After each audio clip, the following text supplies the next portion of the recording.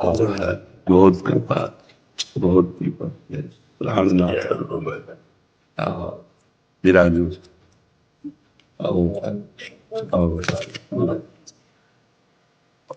बहुत बहुत कृपा किए आप। जो प्रभु मोहि अनुग्रह कीन्हा, तो तुम आई दरस हति दीन्हा। आप संत जन कृपा करके दर्शन दिए, ये हमारे अहोभाग्य सौभाग्य अहोभाग्य। आपकी कृपा हमसे दर्शन कर। उदारता हमारे जैसे प्रभु में है ना, ऐसे प्रभु के दासों में उदारता है। वो आकर के देते हैं। आप आकर देखो, हनुमान जी महाराज जाकर विभीषण जी को दर्शन देते हैं और भगवान की कृपा का अनुभव उसी समय विभीषण जी को होता है। आज मेरे ऊपर हरि की विशुद्ध कृपा है, क्योंकि संतों का दर्शन हुआ। जैसे विभीषण जी कह रहे हैं, हनुमान जी के दर्शन से सत्य मानो वही दिन सार्थक है, वही समय सार्थक है, वही जीवन सार्थक है जिसमें संत समागम हो जाए। भगवत प्रेमी महात्माओं का दर्शन, उनसे संभाषण, उनकी कुछ सेवा बन जाए तो जीवन तन मन प्राण सब सार्थक हो जाए।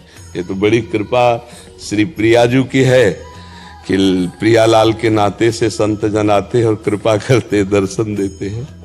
भजन में रस प्राप्त करने के लिए क्या किया जाए? भजन में रस प्राप्त करने में जो बाधा है वो कामना है।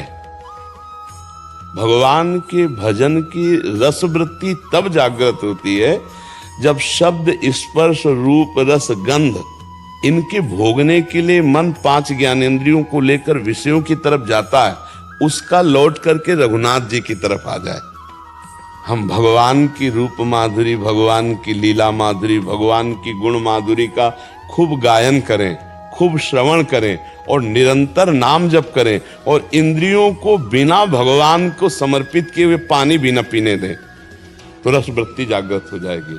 अमनिया पानी भी न जाने पावे, हर विषय भगवान को समर्पित करके उच्छिष्ट भोगे, तो हमारी इंद्रियां, हमारे और प्रभु के बीच में जो बाधा बन गई है, ये विषयानंद, विषय वृत्ति, दुर्वासना, कहीं न कहीं जगत के किसी व्यक्ति, वस्तु, स्थान, भोग में थोड़ी भी अगर आशा है, थोड़ी भी आस्था है, थोड़ी भी प्रियता है, तो राम रस में बाधा पड़ जाएगी, भजन रस में बाधा पड़ जाएगी।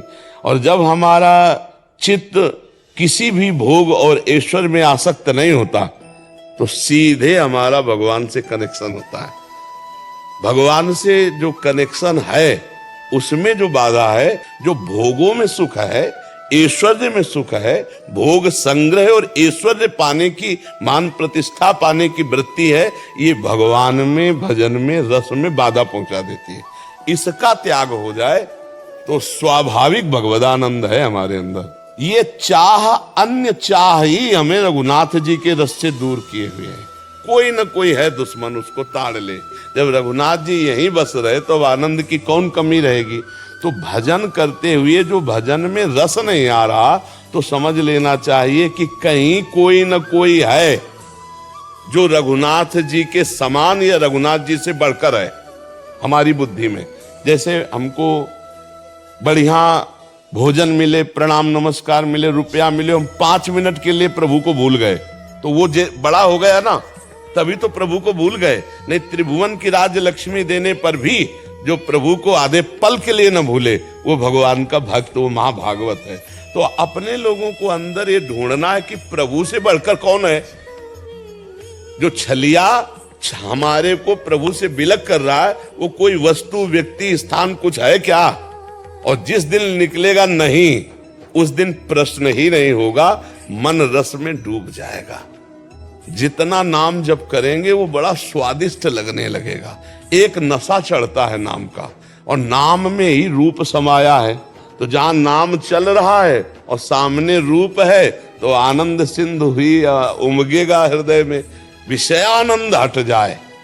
बस ये खास बात है। उसको साथ अपने भाषा में कहा गया, कंचन, कामिनी, कीर्ति, इन 3 में से कोई एक है जो हमको प्रभु से मिलने में बाधा पहुंचा रही है। अगर तीनों हट गई है, तब तो राम भगति रस लीन, सकल कामना हीन जे राम भगति रस लीन।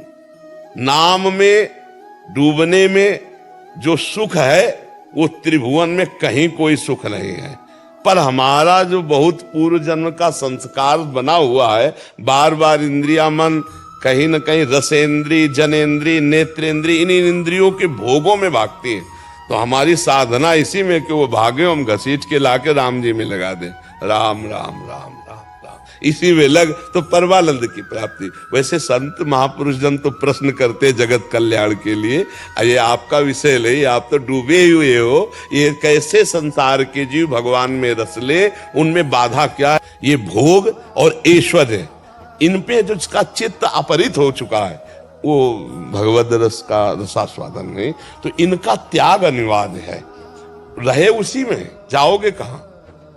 जैसे राम जी रखे महलों में रखे, चाहे झोपड़ी में रखे, पर अपने को ये मानना सब संपत्ति रघुपति के आए, भोक्ता रघुनाथ जी और प्रसाद भोक्ता दास।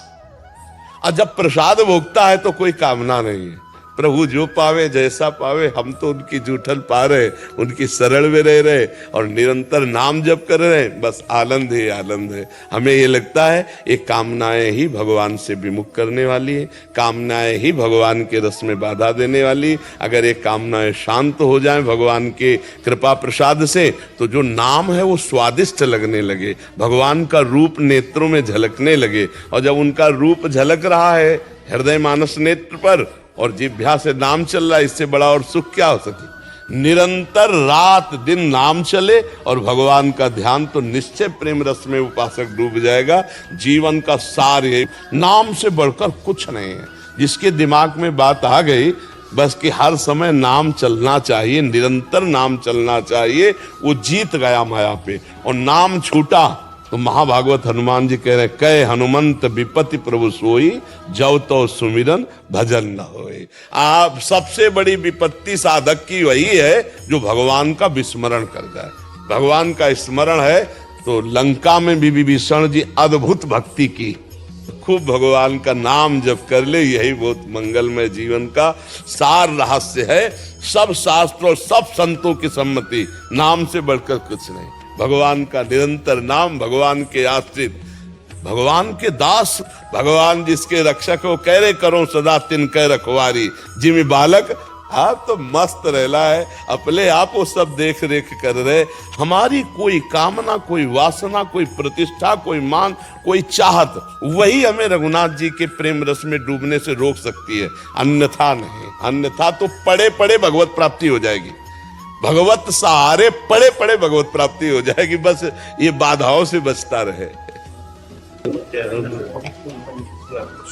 सब संतों की जय।